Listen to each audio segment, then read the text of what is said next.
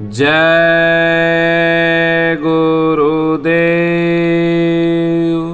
एक बार शैतान हजरत मूसा की खिदमत में हाजिर हुआ।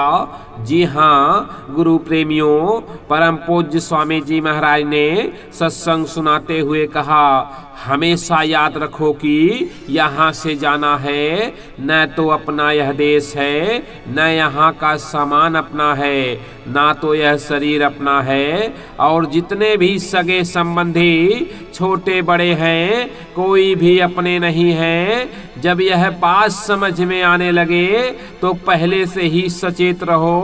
चेतो, उसने तुमको शरीर दिया है, रक्षा का सामान दिया, सामानों से शरीर रक्षा कर लो। और क्यों ना इस शरीर में अपनी जीवात्मा को जगा लो। तुम इन सामानों में लगे रहोगे कि यह मेरा है, घर मेरा, परिवार मेरा, लेकिन सच तो यह है कि तुम्हारा कुछ भी नहीं है।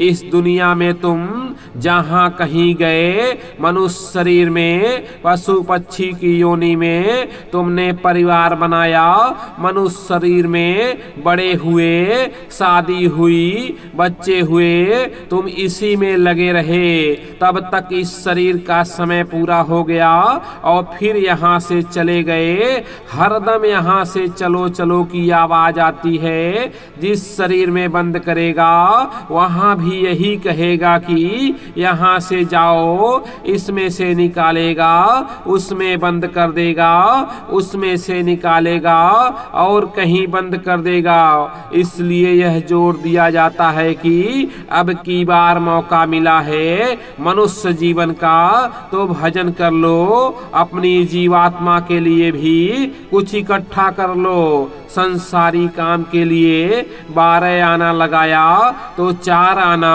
अपनी सूरत के लिए लगा दो, यानी भजन कर लो। यह भजन ऐसा है कि सोते उठते बैठते चलते कर सकते हो। सूरत रूह इतनी सुंदर है कि उतनी सुंदर कोई चीज है ही नहीं। यहाँ पर जैसे मालिक सुंदर है वैसे ही जीवात्मा सुंदर है। महात्मा सब तरकीब जानते हैं कि रूह को कैसे जगाया जाता है, कैसे उसकी सजावट की जाती है और कैसे वह मालिक से मिलती है। लोग तो जानते ही नहीं हैं कि जीवात्मा इस शरीर में कहाँ बैठी है। जब घर में कोई मेहमान आता है या आप किसी मेहमानदारी में जाते हो तो थोड़ी बहुत सजावट शरीर की करते हो। अच्छे कपड़े हों, अच्छे रूप रंग हों, ताकि जहाँ जाओ लोग देखें कि यह कितना सजावट के साथ आए हैं। जब रूह अंतर में चलती है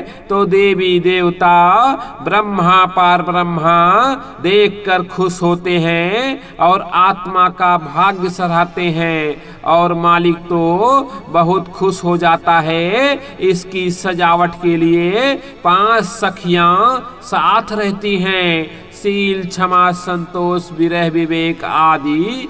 एक बार शैतान हजरत मूसा की खिदमत में हाजिर हुआ और बोला कि आप इंसानों को 3 बातों से आगाह कर दीजिए।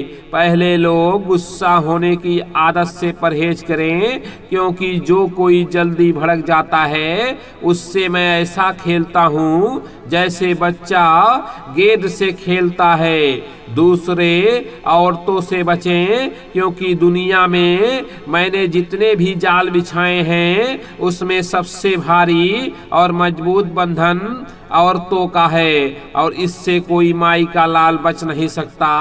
तीसरा, कंजूसी से बचें, क्योंकि जो कंजूस होता है उसका मैं दीन और दुनिया दोनों खत्म कर देता हूँ। युद्ध के समय में सत्संगियों की रक्षा हो जाएगी। जय गुरुदेव नाम को बराबर याद करते रहो, यह परमात्मा का नाम है और हर क्षण तुम्हारी रक्षा करेगा।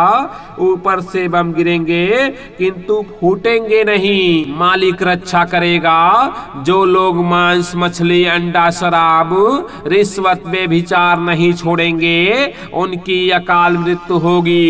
इसलिए उन्हें चाहिए कि महात्माओं की तलाश करें और पापों का क्षमा कराएं, नहीं तो सूद सहित सबका भुगतान करना होगा।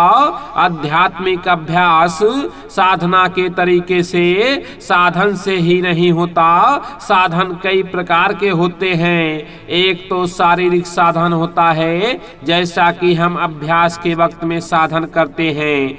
एक साधन चित्त से होता है, एक साधन मन से होता है। अरे भाई, कोई ना कोई साधन हर वक्त करते रहो। नहीं शरीर से साधन करते हो तो चित्त से नहीं तो मन से। अरे भाई, हमको तो कोई भी समय खाली नहीं जाने देना चाहिए, लेकिन नहीं, सोचते हैं कि समय टल गया।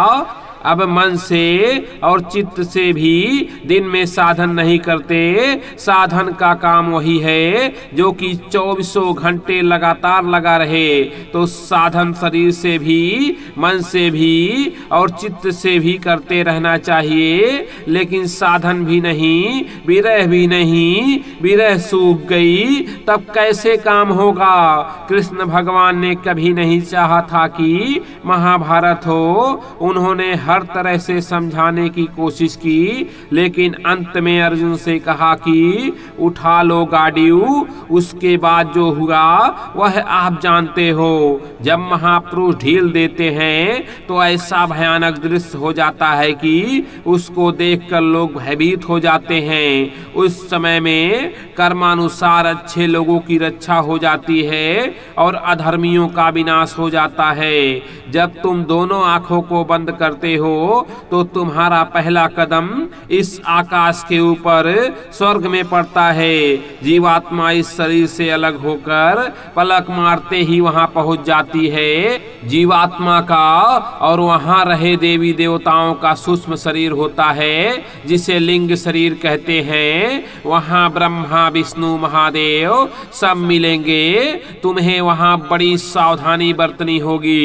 अंतर में काल की शक्तियां तुम्हें ऊपर जाने से रोकेंगी और दबाव डालेंगी और कहेंगी कि तुम्हें हम मिल गए, तुम ऊपर मत जाओ। तुम उनसे पूछना कि अब तक आप कहाँ थे। मैंने आपकी इतने दिनों तक पूजा की, किंतु आपने अपनी एक झलक तक नहीं दिखाई।